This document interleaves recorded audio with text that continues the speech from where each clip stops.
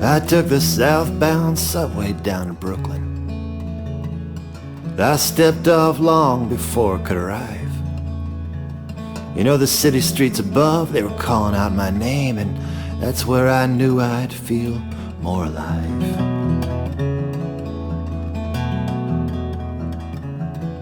I walked about 50 blocks on Broadway. I wasn't even going anywhere.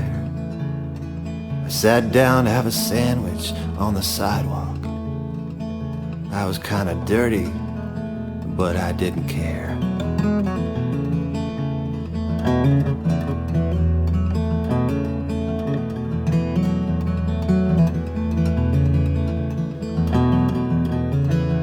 The people rolled by me like a river, every color underneath the sun. Some of them looked just as lost as I did. Most looked like they were on the run.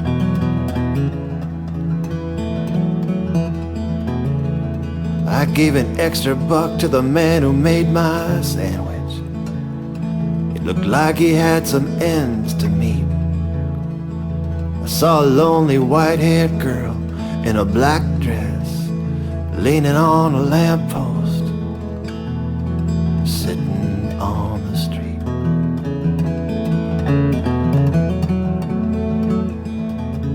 There was a man selling watches on the corner, and everybody stopped to check it out, like time was on sale and going quickly.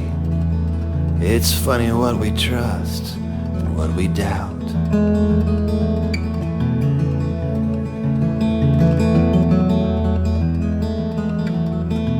I turned the corner when I got to 57th. I passed a cripple trying to make it through the crowd. People moved aside just like the Red Sea. I never heard compassion speak so loud.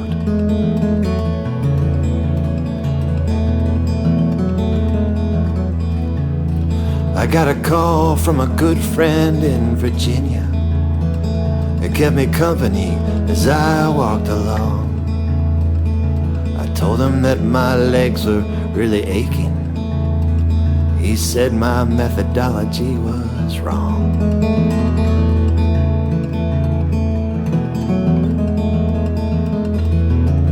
He told me I should have grabbed a taxi or stayed on the subway down below.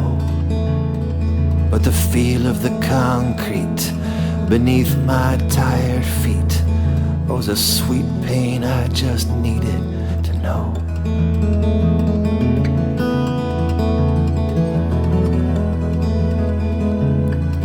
I took a break on the other side of Amsterdam. I sat down on a bench by Central Park. A dozen cups of coffee later, I realized it was getting dark. But Broadway was lit up like a Christmas tree as I slowly made my way down to the square. Kept on going right past 42nd, through the village with people everywhere.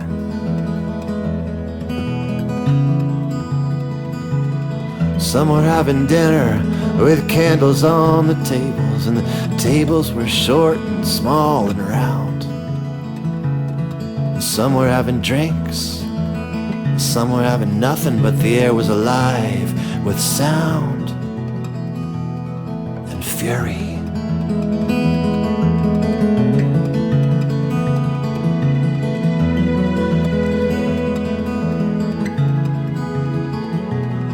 Well, a couple more blocks and I could feel it, a strange sort of silence in the air. I could smell the smoke before I saw it. Then all I could do was stare.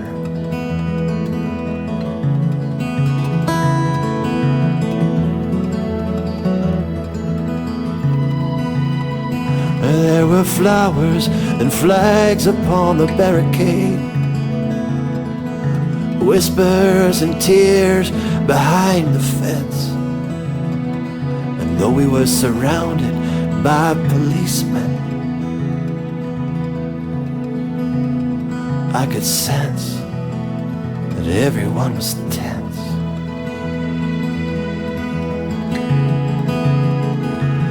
By now, there were ashes on my shoulder and a fine kind of grit between my teeth. Horrible reminders of the horror, echoes of the loss that lay beneath.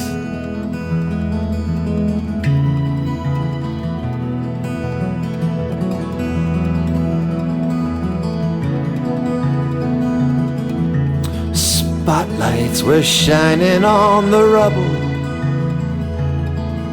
each one casting shadows on the ground. 3,000 gravestones reaching up to heaven. A final glance, it was time to turn around.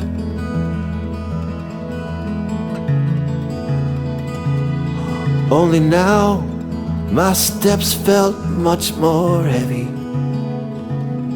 weighed down by the sorrow in my heart. Not just for this place, but for all those like it, anywhere life is blown apart.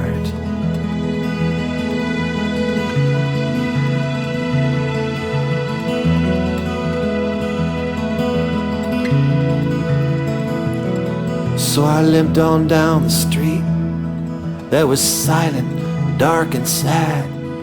I know it'd be a longer walk uptown,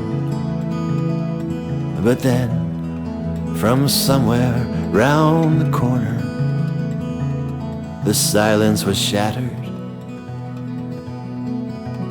and I could not believe the sound.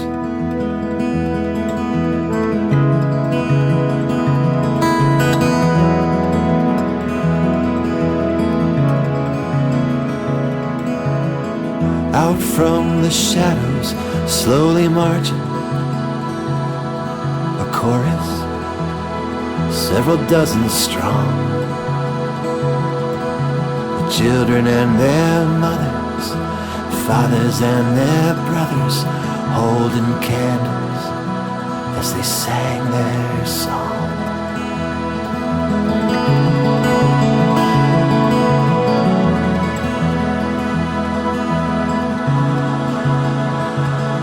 I don't remember all the words.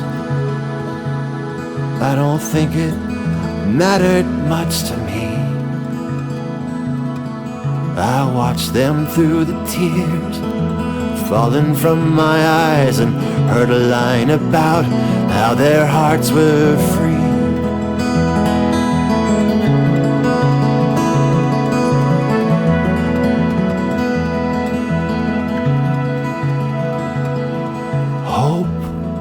Is alive in Manhattan. I was there, I know it's true. Her best friends, Faith and Love, are singing, and I pray you can hear it too.